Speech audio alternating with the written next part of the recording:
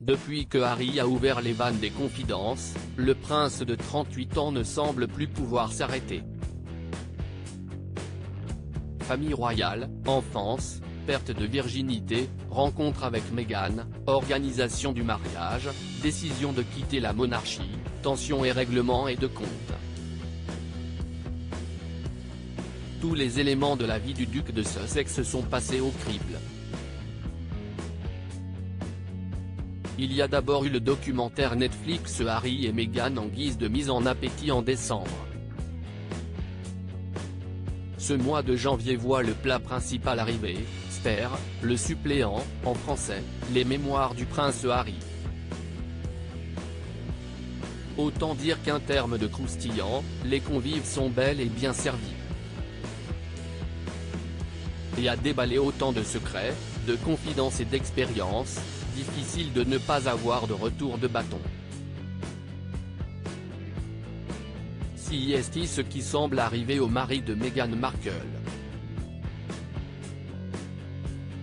En plein marathon promo de son livre, le prince Harry, débarquant pour l'enregistrement de The Late Show aux États-Unis, était suivi de près par un garde du corps, l'arme à feu bien en évidence comme le prouvent des clichés publiés par le Daily Mail. La sécurité de Harry est-elle en danger ?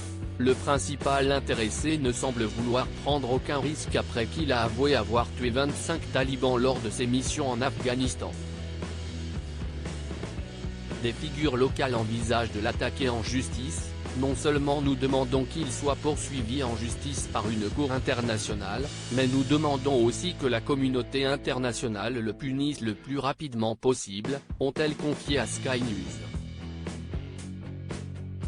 Cela va définitivement avoir un impact sur les relations entre le Royaume-Uni et l'Afghanistan, parce que les gens ont conscience qu'un officier britannique appartenant à la famille royale, le prince Harry, a tué 25 martyrs afghans et a commis ces crimes.